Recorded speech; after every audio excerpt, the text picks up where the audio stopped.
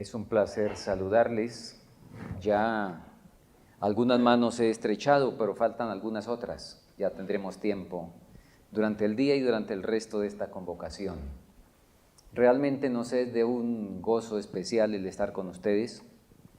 Y bueno, esta vez que tengo menos afanes voy a durar menos tiempo aquí en Cochabamba porque vengo con mi esposa y así no tengo afanes.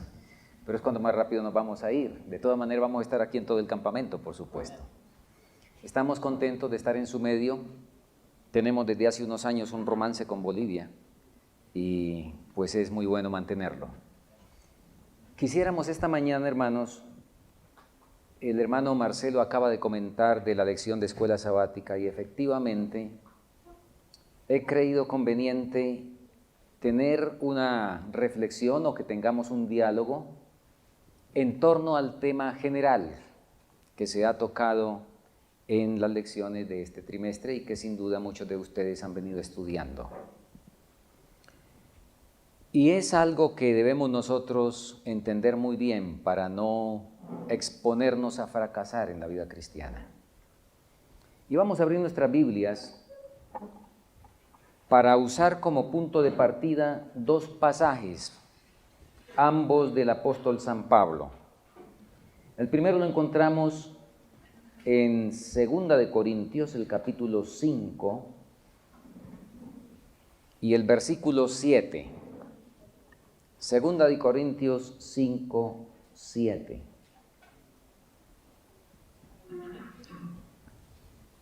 Y es algo muy interesante. Este versículo está entre paréntesis. Pablo está dando una serie de explicaciones y entonces da la razón básica y nos dice en el versículo 7 del capítulo 5, porque por fe andamos, no por vista. El contexto inmediato es de un tesoro que hay en vasos de barro. El tesoro que tenemos en vasos de barro y que este viejo hombre o este hombre exterior se va desgastando, sin embargo el interior se renueva de día en día.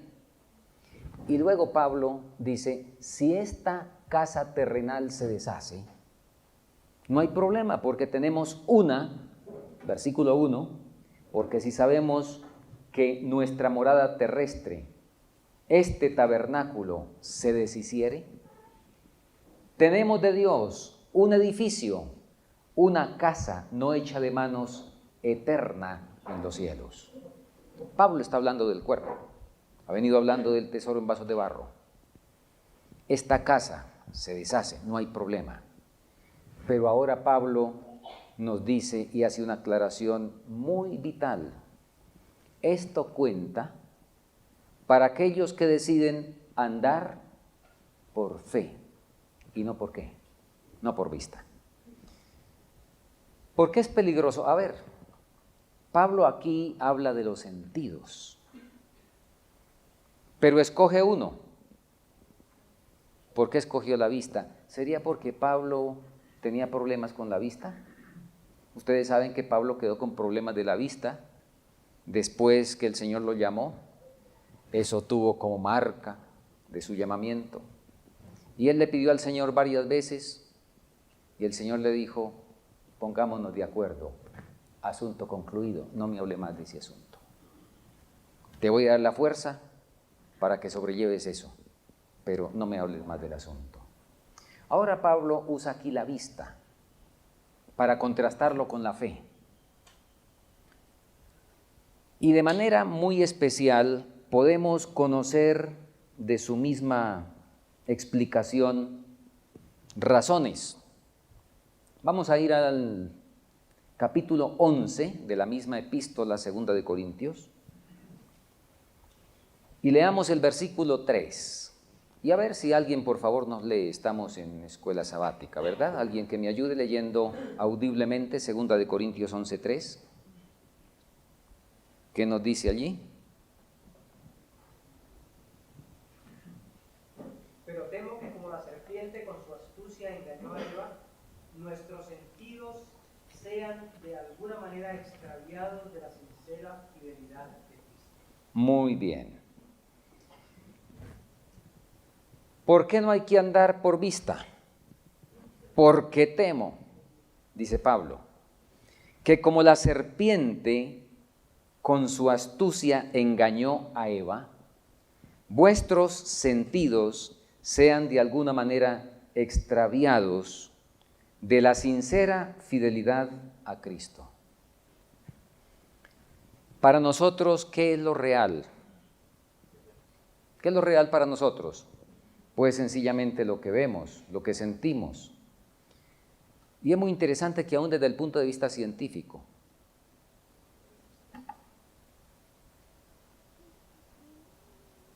para que una cosa sea científica, ¿qué toca hacer? Probarla, ¿verdad? Llevarla al laboratorio y probarla. Aún lo científico, por supuesto, es contrario a la fe. Porque aquí habla de que por fe andamos y no por vista. Pero Satanás supo muy bien cómo lograr ganar la victoria exactamente con base en que las personas pudieran llegar a determinar como verdadero y real lo que sencillamente estaban viendo y teniendo. Y en esa dirección fue que se acercó a Eva. Ustedes recuerdan. Ustedes recuerdan que se acercó a Eva y es muy interesante que entraron todos los sentidos allí en Génesis 3. Y vamos a repasar rápidamente Génesis 3. Vamos a ir rápidamente a Génesis 3, versículos 1 en adelante. Saltemos inicialmente al versículo 6 y después miraremos algo del diálogo. ¿Qué sentido entra aquí en la primera palabra, después de la conjunción y en ese primer verbo? ¿Qué sentido entra en acción en el versículo 6? ¿Cuál? Lo que Pablo dijo, no hay que andar ¿por qué? Por vista. En primer lugar, la mujer ¿qué? Vio.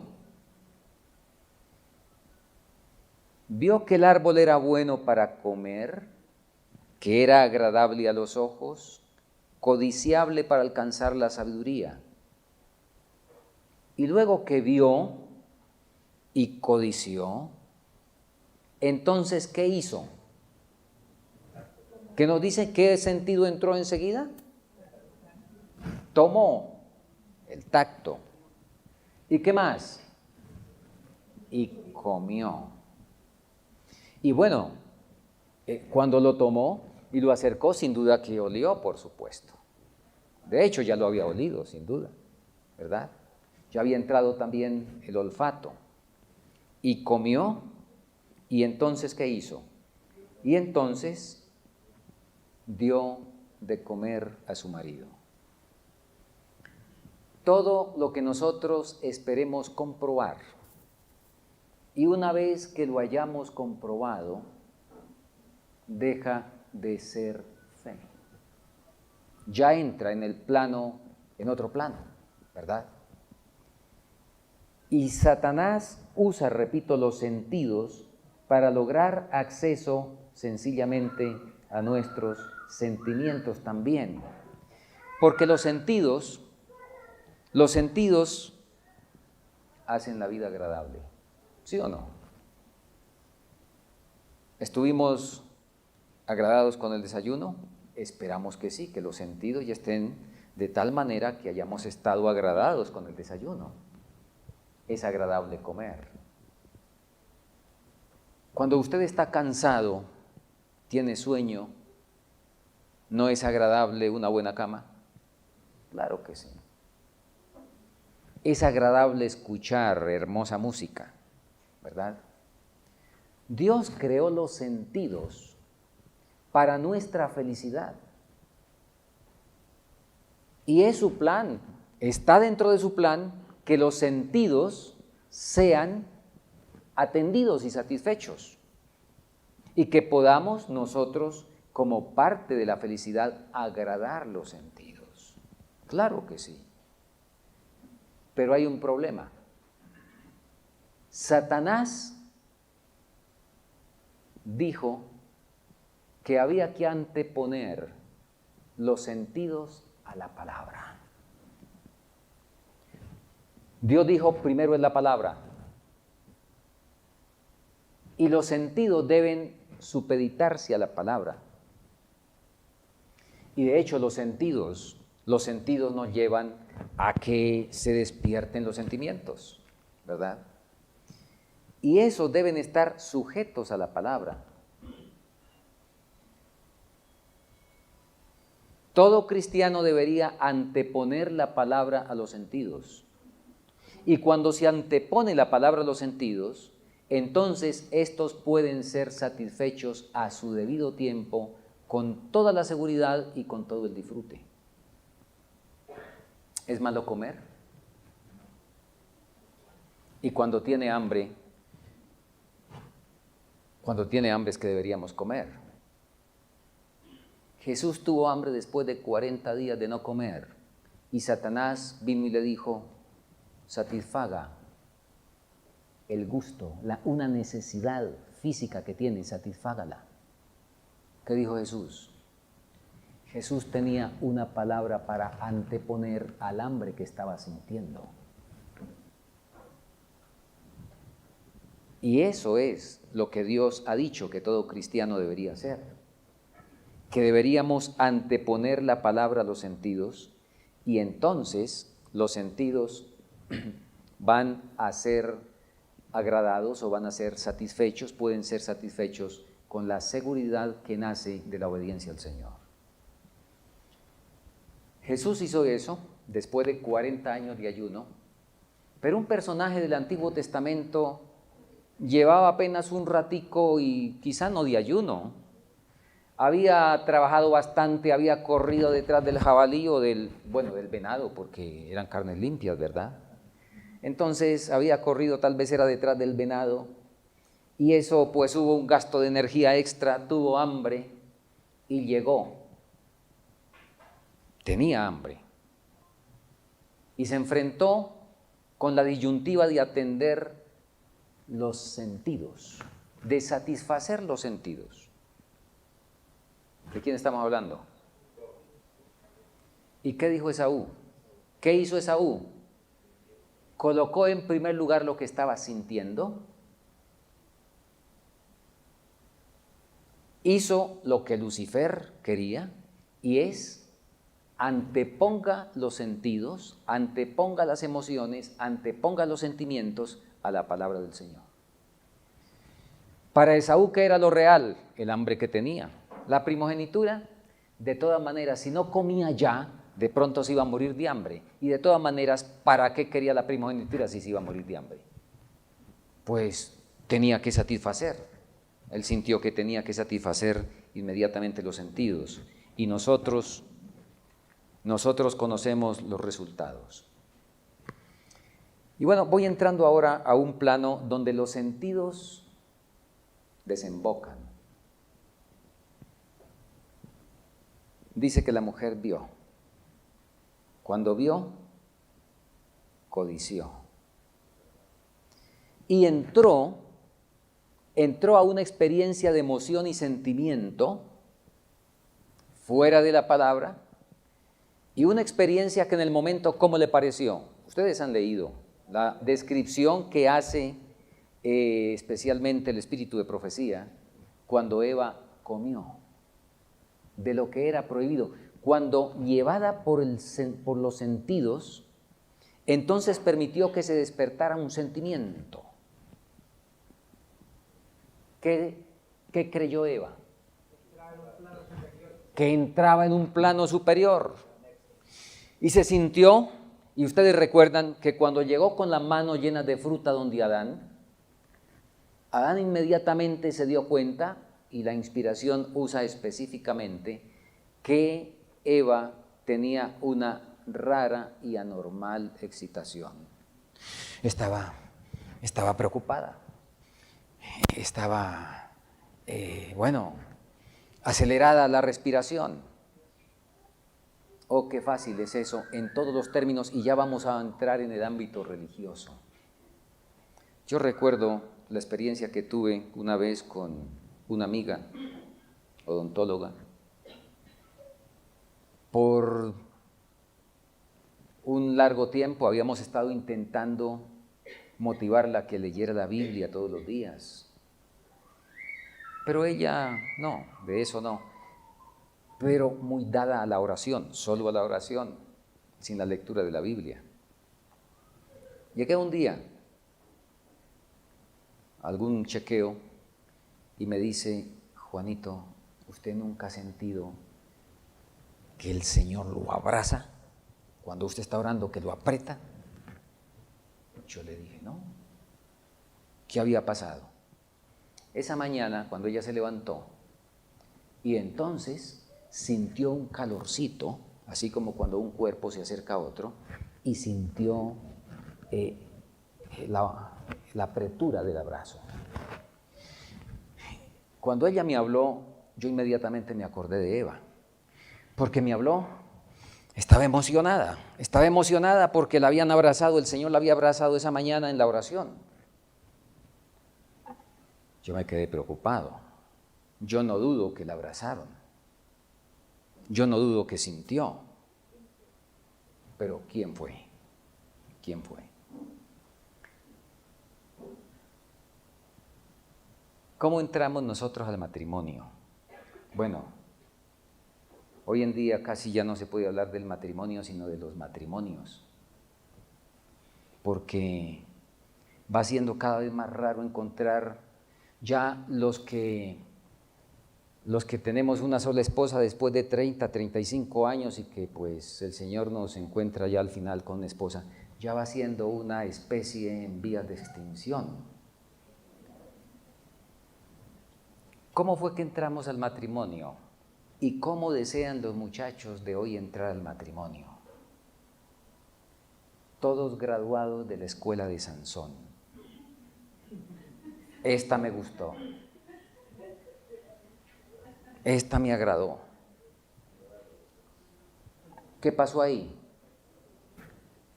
Oh, hermanos, tan distinto el plan de Dios. En el plan de Dios para el amor, el plan de Dios para el amor incluye todo el ser. Como dijera Pablo, espíritu, alma y cuerpo. Claro que sí, claro que sí. En el plan de Dios incluye todo: razón, sentimientos. Claro. ¿Quién creó los sentimientos? Dios. Oh, los sentimientos son algo muy hermoso, pero escuchen, especialmente jóvenes. En el plan de Dios para el amor hay 3 partes bien definidas, bien claras y en su orden correcto. Número 1, la razón.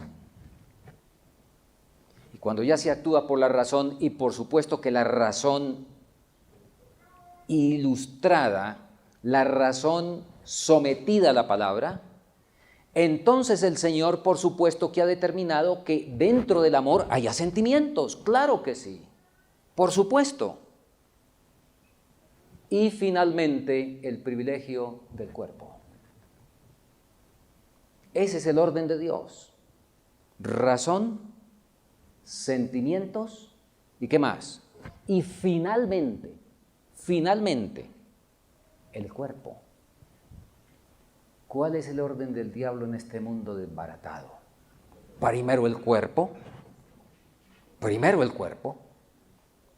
Luego, y en esto son las muchachas las que más sufren, porque los varones, la mayoría que sabe de sentimientos, de sentimiento auténtico dentro del amor, los varones generalmente, a menos que sean hijos de Dios, no saben nada. Eso saben de la última parte que debe ser, pero que la ponen en la primera. Primero el cuerpo. Y las muchachas que han tenido de pronto ese infortunio, entonces se encuentran con que quedan con el sentimiento destrozado y la razón nunca apareció. El orden del diablo es ese: primero el cuerpo, después los sentimientos y de último ¿qué? Pero a la razón generalmente no se alcanza a llegar, se alcanza a llegar ya dentro del desastre. Por fe andamos, no por qué, no por vista. Ahora, ustedes recuerdan que en un ejemplo clásico que todos lo conocen y dirán, carambas, no hay más ejemplos. Pero esto de la fe, si bien es algo que no se hereda, porque la fe no se transmite por herencia, es algo que cada uno debe desarrollar, sin embargo, sí hay influencias de fe, de los padres a los hijos. Y diríamos que en algún grado, de alguna manera, podríamos hasta decir que hay algo por ahí toca en la genética, ¿verdad? Algo. El caso de Isaac. Ustedes recuerdan que Isaac fue un muchacho que fue hijo de la fe, ¿verdad? Fue un muchacho nacido en la fe, no en el accidente, en la cual la gran mayoría de los seres humanos aterrizan o aterrizamos en este mundo. Isaac no nació por voluntad humana, ni siquiera por voluntad humana, menos por accidente humano, sino como resultado de la fe. Y ustedes recuerdan la educación que tuvo. Y se llegó a un punto tan interesante donde recuerden que cuando llegó un momento para ser ofrecido, qué tremenda disposición de Isaac de obedecer la palabra, no a los sentidos. ¿Qué sentiría Isaac?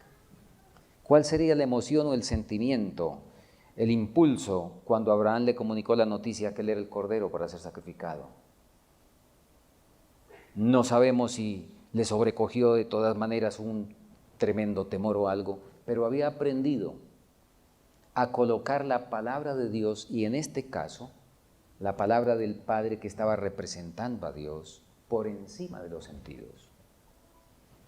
Y después a la hora de casarse, ¿qué fue lo que hizo Isaac? Igual, otra vez, por fe andamos, no por vista. Y su ejemplo lo tenemos entonces hoy. Ahora, hay un peligro tremendo cuando nosotros tomamos como real lo que sentimos, las emociones, lo que experimentamos, y con esa base decidimos y actuamos. Allá en el Edén ocurrió la primera sesión espiritista, ¿sí? ¿Recuerdan? El médium era la serpiente, etc. Y Eva, lamentablemente, ¿qué hizo? Antepuso los sentidos y el sentimiento. ¿A qué? ¿A qué lo antepuso? A la palabra de Dios. Eso hizo Eva. Y eso, los sentimientos llevan a eso en las diferentes áreas. En el aspecto más crudo, ¿qué es lo que nosotros llamamos espiritismo? En el aspecto ya más crudo en relación con... ¿Cómo? Sí. ¿Y qué otra cosa? En las sesiones generalmente ustedes han escuchado, yo sé que todos han escuchado.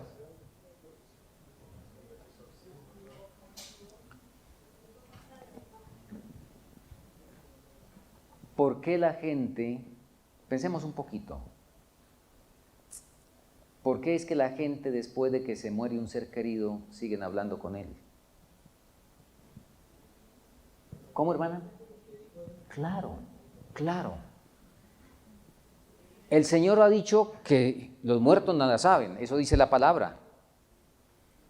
Pero el ser humano tiene un sentimiento donde no quiere aceptar no oírlo, no compartir con él, no llegar a aceptar la realidad de la separación, y entonces Satanás aprovecha ese sentimiento para que pueda seguir con el sentimiento.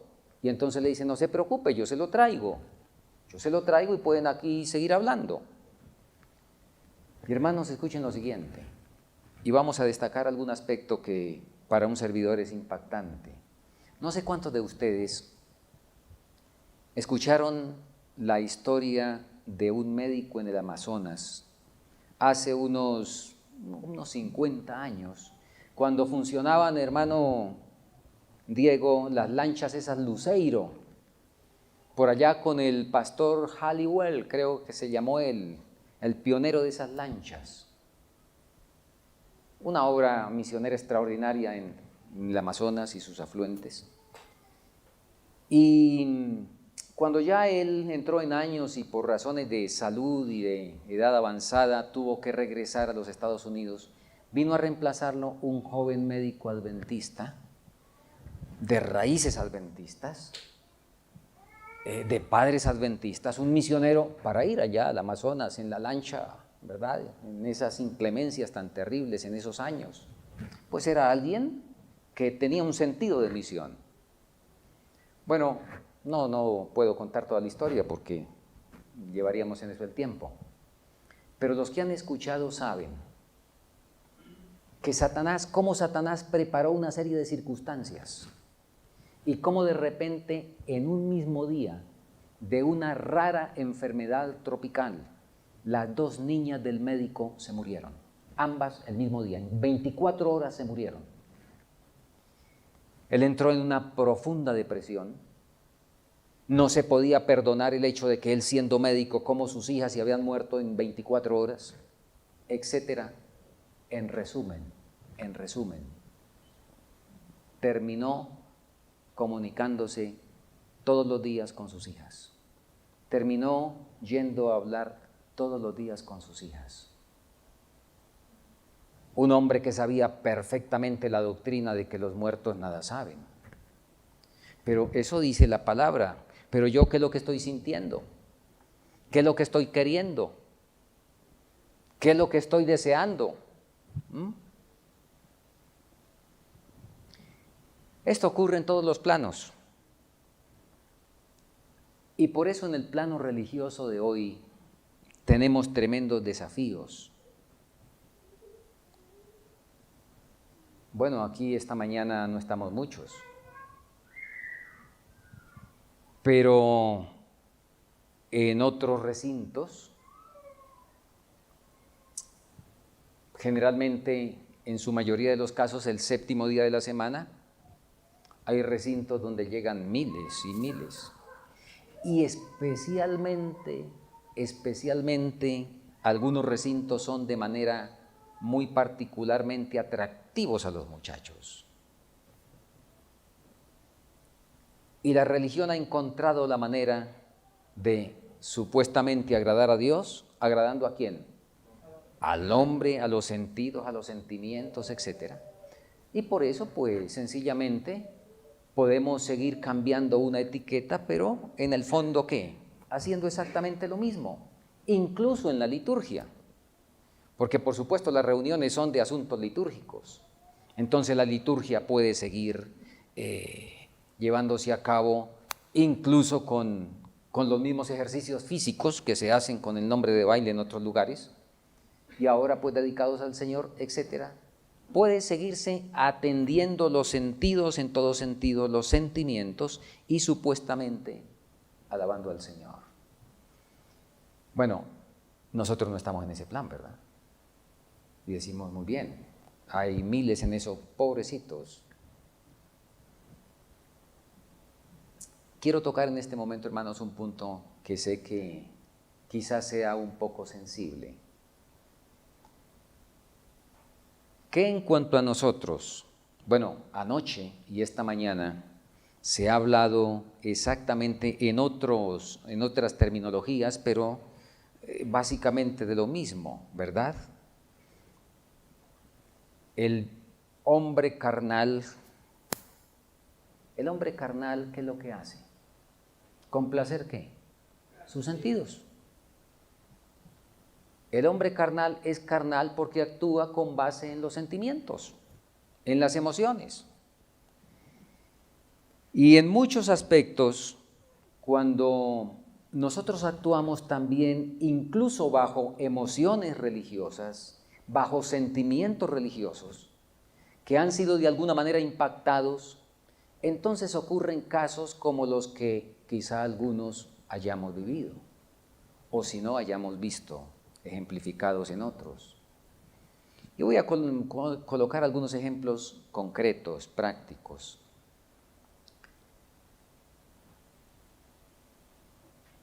La salida al campo.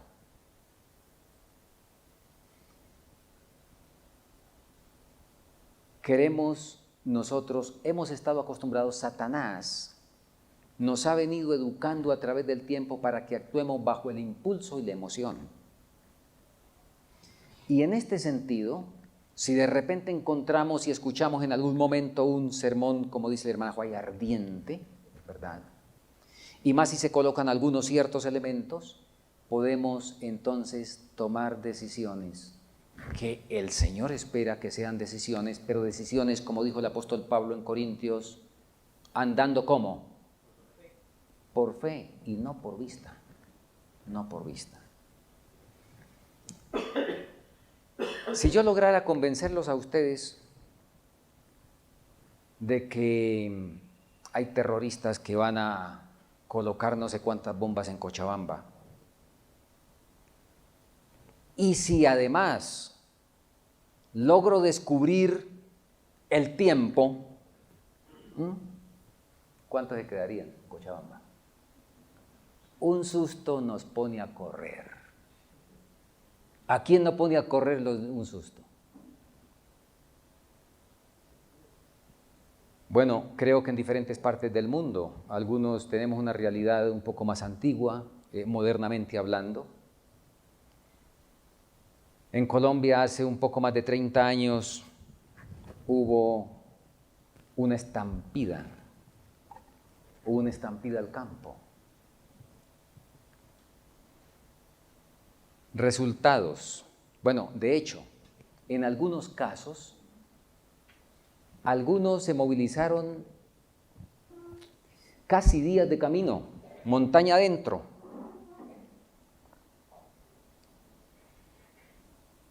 Y algunos con satisfacción decían, sabe, en esta finca hay cuevas. Y muchos corrieron. Pasó el tiempo. El Señor se demoró. Y muchos regresaron chasqueados. Los hijos, pues, se encontraron en una situación muy difícil de desestabilización, de desadaptación. Muchos de esos hoy son incrédulos. Y la conclusión es que eso estaba equivocado, que así no es. Es cierto, así no es. Por emoción no es, por vista no es por fe. Porque esos son los resultados cuando sencillamente se actúa bajo la emoción. Nosotros a veces tenemos un gusto, los seres humanos desarrollamos diferentes gustos, ¿verdad? Cada uno desarrollamos preferencias en el gusto, y así como es en la comida, lo desarrollamos también a veces en lo que respecta a la palabra del Señor. Saben, un servidor por donde va encuentra con preocupación que hay un gusto equivocado con aspectos proféticos. Y muy especialmente somos impactados, algunos, cuando alguien alcanza un plano de sabiduría profética donde ya sabe tiempos. Yo he escuchado en diferentes partes, exposiciones en diversos niveles, de gente que ya sabe cuánto va a durar el tiempo de angustia y cuánto va a durar la lluvia tardía. Y que como el primer Elías duró 3 años y medio, Y el segundo Elías, de paso, hay que revisar esas cronologías, de paso, porque eso del segundo Elías, 3 años y medio, bueno, ese no es el tema ahorita, revisen eso, porque esas cronologías no están muy bien hechas, pero aún si estuvieran bien hechas, la primera cronología de los 3 años y medio, del primer Elías, la segunda, entonces sacamos va a durar 3 años y medio.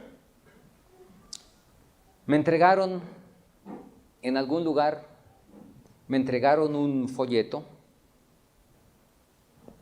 donde habla de estas cosas y donde el hermano que hizo esa investigación profética descubrió que el tiempo de angustia va a durar 7 meses. En total, el pequeño y el grande. Ustedes recuerdan que el tiempo de angustia está en 2 fases.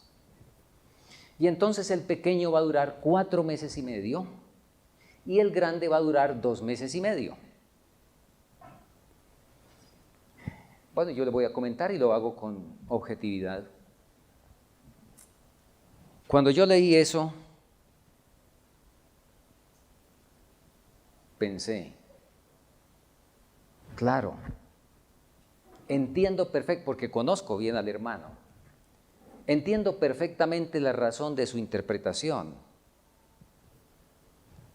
Un servidor estuvo en un lugar allá en Colombia a 10 horas de camino desde donde se deja el carro, montaña adentro, es un lugar de los tantos que todavía quedan en el mundo aislados. En ese lugar tuve unas experiencias muy hermosas con unos hermanos.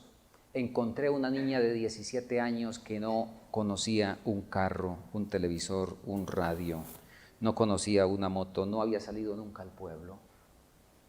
Su afán era estudiar la palabra del Señor. Cuando llegué me sacó los 5 libros del Espíritu de Profecía y me hablaba con una mente de una niña por ahí de, ¿qué decir?, de 3 años, de 4 años, una limpieza impresionante. Bueno, en ese lugar a 10 horas, las personas que viven allá, como la topografía es muy difícil para salir, allá cultivan todos sus alimentos y salen cada 3 meses a veces. Algunos salen a comprar sal cada 6 meses. Cada 6 meses salen a comprar la sal. Entonces, ¿en qué tiempo de angustia van a entrar esos hermanos con un decreto de no comprar y vender que dure 4 meses y medio? En Colombia hace poco, ustedes tal vez escucharon noticias, el país quedó muchísimo más despedazado de lo que está Bolivia. Allá fue terrible, hubo 2 millones de damnificados. Las zonas, la región donde nosotros vivimos, hubo un momento en que todos estábamos enjaulados, cada uno en su finca. Bueno, afortunadamente yo quedé con mi esposa en la finca, estábamos enjaulados ahí, así de que no tenía ningún problema. 20 días ahí enjaulados, nos cayó el decreto de no comprar y vender durante 20 días, porque no había que comprar ni en dónde, ni había que vender ni en dónde. Entonces nos cayó el decreto 20 días, y bueno, si hay comida en la finca, pues come, y si no, pues, bueno, medita, ¿verdad?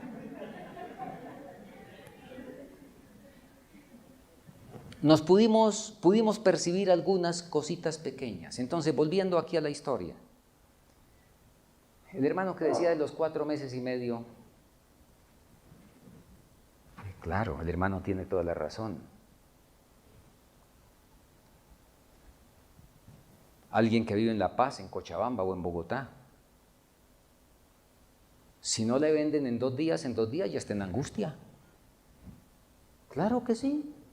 Entonces, por supuesto, 4 meses y medio es una terrible angustia que no le vendan, pero si está en los yungas y si han venido sembrando el plátano, la yuca, maíz, hay frutales, etcétera, pues 4 meses y medio para tomar esa cifra, que no se pueda comprar comida, vamos a estar un poco limitados en algunos detalles que serían deseables, pero no vamos a estar en angustia, ¿o sí? No, no hay angustia.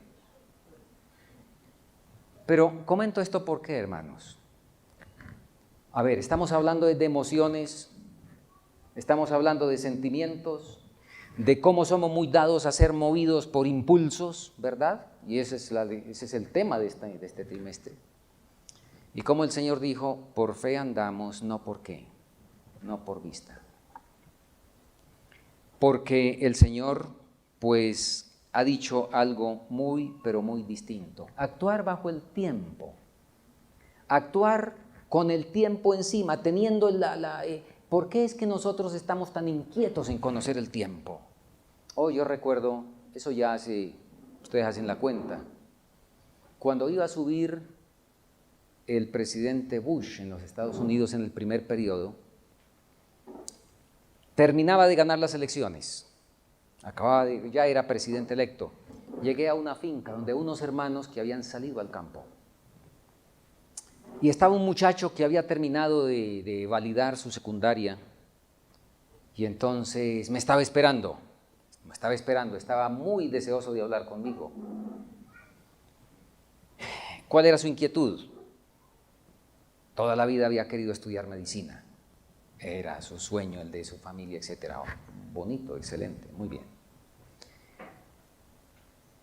Su preocupación era, ¿será que, siendo que Bush es republicano, durante estos años, no se sabía ahí que iba a volver a ser presidente, por supuesto, ¿será que durante este periodo de Bush se establece la ley dominical, dado que es republicano y que la hermana White dice que bajo el republicanismo? Esa era la pregunta que tenía el muchacho. Y dije, bueno, en primer lugar, trae el libro de la hermana White, vamos a leer la cita, porque creo que no hemos leído bien la cita. La cita en ninguna parte dice que bajo el partido republicano, sino habla es de la calidad del tipo, ¿verdad?, de que el gobierno es un gobierno protestante y republicano en lo que respecta a sus principios. Entonces, es algo muy distinto del partido republicano. Para empezar, entonces, aclaremos eso. Para seguir, le dije, yo lo único que sé, porque ustedes recuerden, no sé cuántos que estuvieron pendientes, todo el apoyo, toda la cuestión de la coalición cristiana, la coalición cristiana apoyó tremendamente la campaña, entonces él estaba comprometido, por supuesto, ¿verdad? Entonces yo le comenté a nuestro joven que yo lo que sabía era que él estaba, pues, humanamente hablando, muy comprometido con la coalición cristiana, pero, y le terminé diciendo, yo no sé cuándo cerrará la boca el cocodrilo.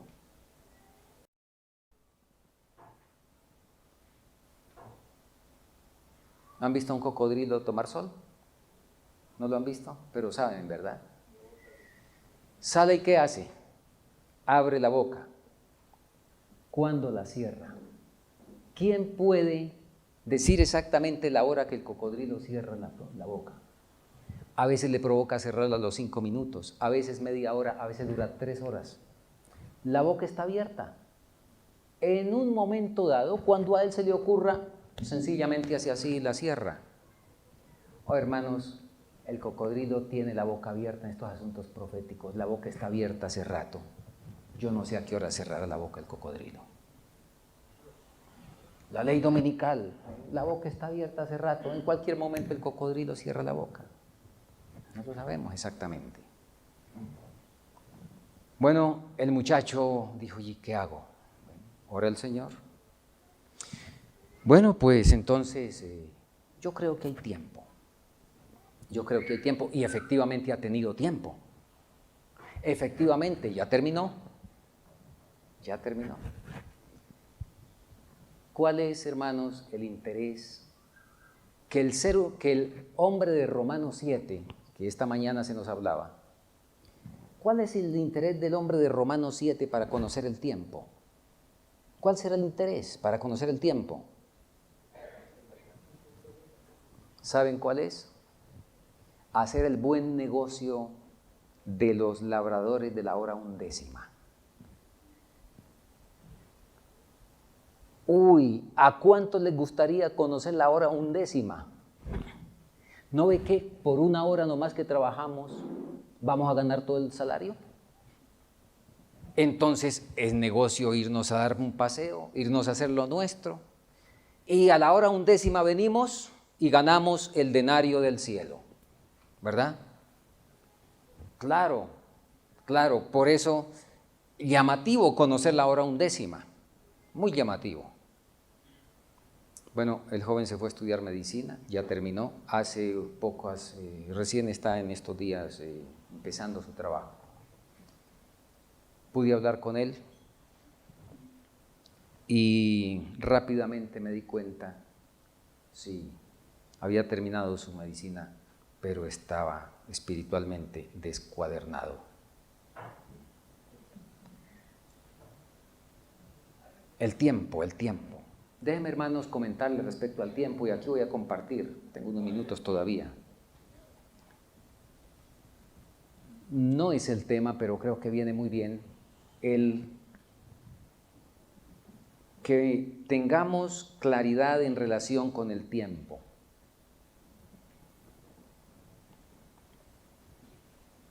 Apocalipsis 10,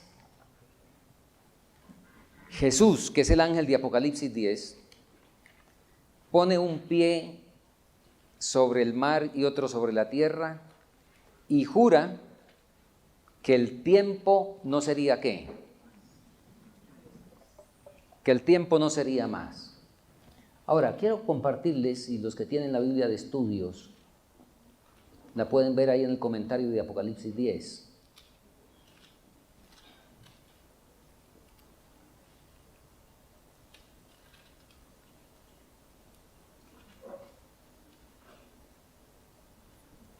En las páginas 434, 435. Nos dice lo siguiente: ese tiempo que el ángel declara con un solemne juramento no es el fin de la historia del mundo ni del tiempo de gracia, sino del tiempo profético que precederá al advenimiento de nuestro Señor. Es decir, la gente no tendrá otro mensaje acerca de un tiempo definido. Déjenme comentar lo siguiente. En esto hay mucho ahora en el mundo. Como les decía, hay muchas interpretaciones del tiempo de gracia, del tiempo de la lluvia tardía, ¿sí? Por allá me decía alguien, lo que la hermana White dijo es que después de 1844, y sacó unas citas donde están en el contexto de fechas. No estamos colocando fechas. Estamos diciendo es que a partir de cuando comience, va a durar 3 años y medio. Bueno, pero eso es tiempo definido. Otra vez dijo nuestro hermano, no es tiempo definido porque no sabemos cuándo va a ser. Pero resulta que la inspiración, quizá sabiendo esos argumentos, bien puntualmente tiene declaraciones donde dice que ni fechas, ni tiempo definido, aquí acabamos de leer, no tendrá otro mensaje acerca de un tiempo definido. Y luego dice otra cosa, después de este lapso. ¿Qué es lapso? Lapso es periodo, tiempo que transcurre. Después de este lapso, que ahora abarca desde 1842 a 1844, no puede haber ningún cómputo definido del tiempo profético. ¿Más claro que esto? Hermanos, cualquier interpretación que traiga tiempo, ustedes no necesitan ponerse a buscarle más señales. Es una interpretación que no ha sido inspirada por el Señor y que es tremendamente peligrosa y que Satanás sabe aprovechar de una manera como nosotros no discernimos. Quiero terminar comentando algo del personaje que ya se ha mencionado en esta reunión, de Enoc. Óigame, ¿cómo manejó Enoc la profecía? Ustedes han leído lo que Enoc entendió y lo que Enoc vio y lo que le fue mostrado a Enoc. Repasen Patriarcas y Profetas y encontrarán que a Enoc el Señor le mostró el diluvio. Luego dice que lo llevó a través de todas las generaciones. vio la primera venida de Cristo, vio su muerte, lo siguió llevando el Señor ¿hasta cuándo? Hasta la segunda venida, y de eso está escrito en Judas, que Enoc profetizó de la segunda venida de Cristo diciendo, he aquí viene el Señor ¿con qué? Con sus santos millares. Por supuesto que Enoc entendió igual que Pablo. No vendrá sin que antes venga la apostasía, dijo Pablo. Ustedes recuerden que cuando Pablo escribió la primera epístola a los tesalonicenses y dijo que el Señor vendría y que era inminente su venida, entonces algunos dejaron de trabajar porque ya venía el Señor. Y en la segunda carta el apóstol Pablo les dice, ustedes no han entendido el mensaje profético como hay que entenderlo. Y el que no trabaje, que no coma. Eso le dijo en la segunda carta, para corregir las interpretaciones incorrectas. Entonces, Enoc supo 5,000 años antes, y Enoc vivió 5,000 años antes de los sucesos del fin.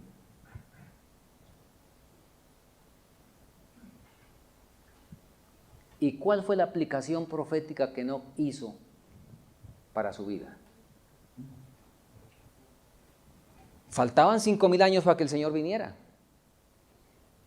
Y el Señor no le dijo que se lo iba a llevar. El Señor no, eso no se lo dijo. No se lo dijo con 300 años de anticipación para que él empezara a caminar con Dios. No, sí se lo dijo que se lo iba a llevar, pero cuando viniera por segunda vez. Y yo no sé si el Señor le diría que faltaban 5,000 años y si Enoc hizo la cuenta, porque déjenme decirles. La inspiración dice que Enoc tenía una mente poderosa, como corresponde a un hijo de Dios que le obedece. Y Enoc trascendió las diversas culturas en la literatura. De Enoc han escrito el pueblo judío, en la tradición judía. El pueblo cristiano, por supuesto, está el registro inspirado en la Biblia. Y aún los pueblos paganos escribieron de Enoc. Y no sé cuántos de ustedes saben, hay leyendas arábigas donde dicen que Enoc fue el inventor de la escritura y de la aritmética. ¿Se imaginan ustedes? ¿Se imaginan esos aportes a la humanidad? ¿Que Enoc fuera el inventor de la escritura y la aritmética? Muy bien. Enoc supo, repito, la profecía. Y Enoc supo que faltaban miles de años. Pero, ¿cómo comió Enoc? ¿Cómo vivió? ¿Cómo educó a los hijos? ¿En dónde vivió cuando faltaban 5,000 años para que el Señor viniera? Entendemos cómo es que nosotros debemos entonces recibir y qué es vivir por fe y no por vista. Él no vivió por los 5,000 años que faltaban. Vivió por fe. ¿Cuándo? Hoy, no por vista. Y vivió y comió hoy, como hemos escuchado, para agradar a Dios. Y por eso fue trasladado, pero antes de ser trasladado, ¿qué ocurrió? ¿Tuvo testimonio de qué? De haber agradado a Dios. Enoc entendió algo que necesitamos entender nosotros más que profecías por allá espectaculares o raras. Enoc, además de que él entendió profecía, pero de manera muy especial entendió Romanos 14:23, aunque Pablo no había nacido todavía. Pero Enoc entendió que todo lo que no es de fe, ¿qué es? Es pecado. Todo lo que no es de fe es pecado. Ahora, una cita final del espíritu de profecía que a un servidor le impactó. Porque, ¿qué debemos hacer nosotros para no ser engañados en este tiempo final tan exigente, tan difícil, ¿verdad? ¿Qué debemos hacer? En relación con los sentidos, en relación con estos aspectos, bueno, lo que estamos diciendo. Escuchen una declaración que la sierva del Señor escribió a 3 caballeros de su tiempo. Ella les escribió lo siguiente: no dejen pasar los días, ni pierdan las preciosas oportunidades de buscar al Señor con todo el corazón, la mente y el alma. Si no aceptamos la verdad con amor por ella, podemos contarnos entre quienes, ¿qué? Verán los milagros llevados a cabo por Satanás en los últimos días y los creerán. Me detengo aquí un poco. Nótese que habla de sentidos, habla de milagros. Y que si no, y aquí coloca un elemento del cual no puedo pasar sin comentarlo: amor por la verdad. Fe. Fe es obediencia. Entre tantas definiciones que podemos dar de la fe, pero de manera práctica y concreta, la hermana White dice: fe es obediencia. Pero agrega otro elemento: ¿obediencia en qué? En amor. No la obediencia, y ustedes ya han escuchado mucho de esto y saben eso, no la obediencia de cuartel. Aquí hemos hablado en otras ocasiones del cuartel, ¿se acuerdan? No la obediencia de cuartel, no, la obediencia en amor. Y el apóstol Pablo nos dice en 2 de Tesalonicenses, el capítulo 2, cuando habla del hombre de pecado, por allá en el versículo terminando el capítulo nos dice que con todo engaño de iniquidad en los que se pierden. Y acompáñenme rápidamente a 2 de Tesalonicenses. 2 de Tesalonicenses capítulo 2, versículo 10. Con todo engaño de iniquidad para los que se pierden. Y esos que se pierden, ¿por qué se van a perder? A ver, ¿ya encontraron el versículo? ¿Por qué? Por cuanto no recibieron el amor de la verdad para ser salvos. Entonces, no es la obediencia de cuartel, no es la obediencia de requisito eclesiástico, porque si no es sometido a disciplina eclesiástica. No es la obediencia por el qué dirán los demás. No es la obediencia ni siquiera por el hecho, y que debe tenerse en cuenta, pero ni siquiera es la obediencia por la cual pues yo necesito no deshonrar a Dios simplemente ante la gente y porque vean que yo estoy caminando en obediencia. Si no es la obediencia, ¿cómo? Los que se pierden, ¿por qué se van a perder? Aquí no dice que no obedecieron, sino que no recibieron el amor de la verdad para ser salvos. No obedecieron el amor. Y ahí está la lista de los que entonces están en Mateo 7, 21 y 22 al 23, donde dice: muchos me dirán en aquel día: Señor, ¿en tu nombre qué? Y hacen toda una lista de obediencias, pero fueron obediencias de disciplina humana o de cualquier otra naturaleza, no la obediencia en amor. Y comento eso porque aquí a estos caballeros, recuerden, y espero que se impacten ustedes cuando sepan los destinatarios de esta cita que voy a volver a leer. No dejen pasar los días, ni pierdan las preciosas oportunidades de buscar al Señor con todo el corazón, la mente y el alma. Si no aceptamos la verdad con amor por ella, podemos contarnos entre quienes, ¿qué? Igual que la mujer, por los sentidos, por la vista. Podemos contarnos entre los que verán los milagros llevados a cabo por Satanás en los últimos días y los creerán. Yo no sé si a ustedes, hermanos, les han motivado, y ha sido buena motivación si la han recibido, a que estudien sistemáticamente las verdades doctrinales, para no ser llevados de todo viento de doctrina. Muy bien, correcto, pero déjenme decirles, si creemos que eso es suficiente, estamos muy equivocados, estamos muy engañados. Usted puede saber, ya le voy a decir la cita, hermana, usted puede saber las doctrinas perfectamente, correctas, pero si no hay una realidad en la vida que estamos leyendo, usted y yo vamos a ser engañados. Vamos a ser engañados. No interesa si conoce perfectamente las doctrinas. No interesa si conoce las profecías de manera correcta, no de manera incorrecta. No interesa. Es la cita que estoy leyendo. Y ahora escuchen los destinatarios. Esta cita, hermana, es la carta 136 del 27 de abril de 1906. Pero no se preocupen, la encuentran también en la matutina Cada Día con Dios, la página 127. Ahora escuchen los destinatarios y ustedes me van a decir si los conocen o no. Yo sé que los conocen. Esta cita la escribió la hermana White a estos tres caballeros: Jorge Irving, Arturo Daniels y Jorge Butler. ¿Quiénes eran esos caballeros? ¿Los conocen? Los deben conocer. Por aquí me dijeron dirigentes, pero algo más. Los tres fueron presidentes de la Asociación General. Pregunto, ¿será que puede subir a ser presidente de la Asociación General alguien que no conoce muy bien la doctrina adventista?